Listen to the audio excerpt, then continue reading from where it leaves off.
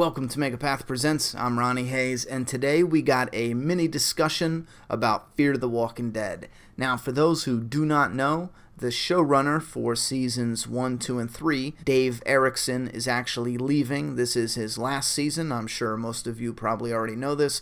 And AMC is going to bring on board 2 new showrunners. I guess they're working as a partner team.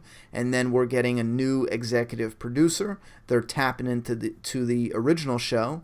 Scott Gimple, the showrunner from The Walking Dead, is coming over as an executive producer. Now, he's still the showrunner at Walking Dead. But anyway, we're going to get to the meat here. Dave Erickson's doing a bunch of interviews now that he's done with Fear the Walking Dead, and he had this to say about Madison becoming the villain. Now, that was his main plan. So this is him talking to the Hollywood Reporter. The thing that's interesting to me, and one of the questions I asked myself and asked Robert Kirkman very early on, was of the people in our group. Who do you see becoming the governor? Who do you see becoming Negan? That's interesting to me, to watch an evolution of a character and start with them as a hero and bleed that into an anti-hero and bleed that into a full-on villain. It would have been interesting. In terms of the final conflict within the family, it would have been key. For me, there's a lot left for Madison specifically. There was definitely more story I had for Nick and Madison and Alicia. I would want to keep the core Clark family going for a long while. I'm sure the guys will, and he's talking about the new showrunners now. Of course they will. Strictly in terms of plot, Erickson says, and who survives and who doesn't survive, it was designed in a way to leave the door open so the new guys can do what they want to do. Now he's talking about the season 3 finale, obviously with one character washing up. We know Madison's alive unless she has some debris or something sticking out of her gut and she didn't realize it. It was left open-ended so that way the new showrunners can come in and say, everyone's dead except for Madison. Kill Madison off 5 minutes later and start with a whole new group. Now, we all know that's not going to happen. There's no way. There's already a big enough fan base for Alicia where it just simply would not make any sense to kill that character off. Same thing with Nick, I feel. Now, we also have Strand and Daniel and Walker and so on and so on. They are all, unless you saw a body, in my opinion, they are all definitely going to return. As far as Madison being the villain, and then we'll move on to the crossover, he mentioned something briefly about that, but as far as Madison being the villain, I do believe this is an interesting idea.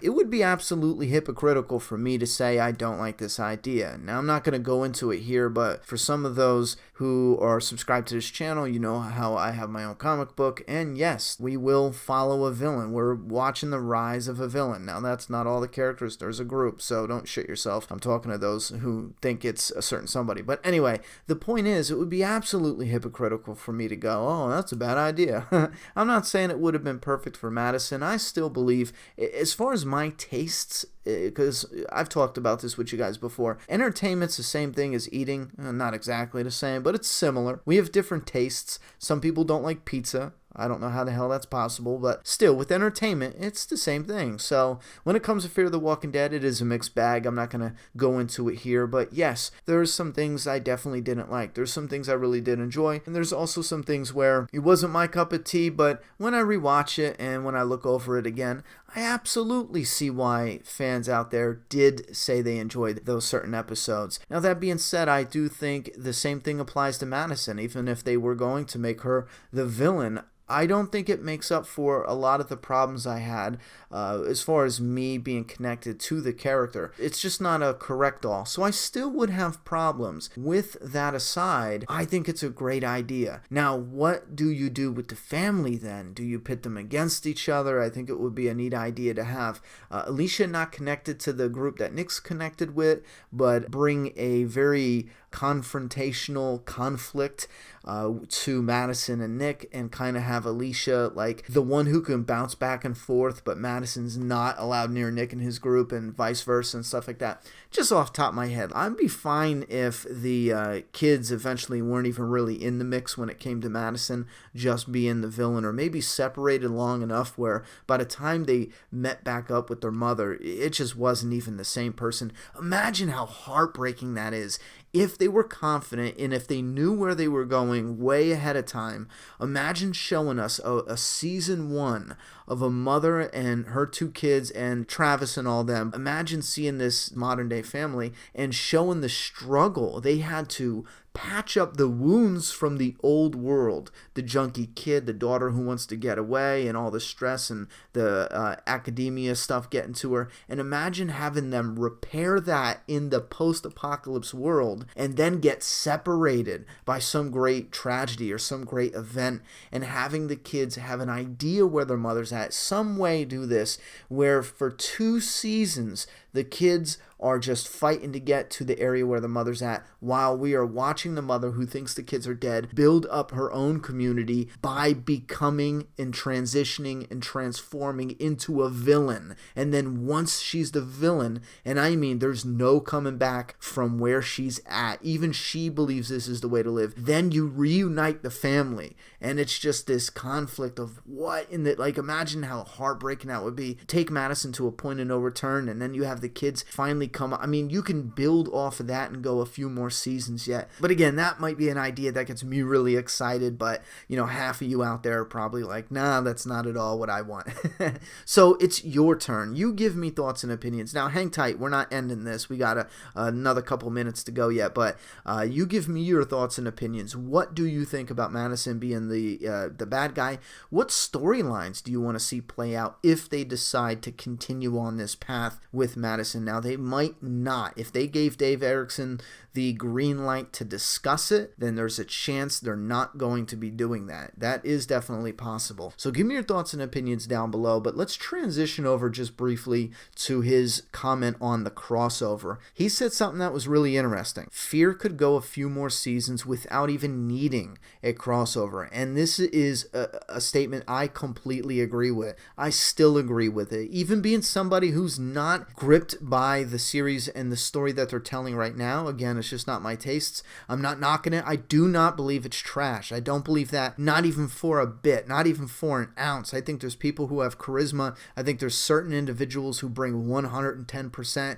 It is not trash. I reject that absolutely. And this is coming from somebody who 9 times out of 10 is not enjoying the episode. You know, it's just usually an okay, but it's not even close to trash. And I feel like no matter what you do with the crossover, it doesn't work. If you take someone from The Walking Dead and put them in Fear the Walking Dead, you're restricted by the timeline. You're very restricted. But then if you take someone from Fear and put them in The Walking Dead, you have so much going on. You have a big cast already. And if you put them in during the war, we don't have time to deal with their shit. And not only that, if you take a popular character and put them in Fear the Walking Dead, they're going to get pushed to the back. And if you don't push them to the back, you're going to have to push a comic character to the back, or you're going to have to push one of your original characters to the back. It is full. There's just not enough room. It just doesn't make sense, except for a tactic to boost up some of the ratings, which again, it feels forced, and I'm absolutely against it.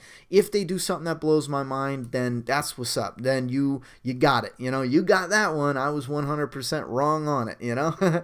I will give it to you. I will definitely accept it if they blow my mind and I'm like, oh my god, I love it. But I think it's just forced. It's not necessary. So I totally agree with what he said here. Fear the Walking Dead could be its own show, and it doesn't even need a crossover for a few years. Now, he said a few years, maybe down the line, sure. In 4 or 5 years, yeah, do a crossover. That's cool, you know, because you can bring the characters over in a realistic way and kind of merge some of them, and maybe even permanently put one of them over there, you know, do something like that. But then again, I still will say the same problems arise.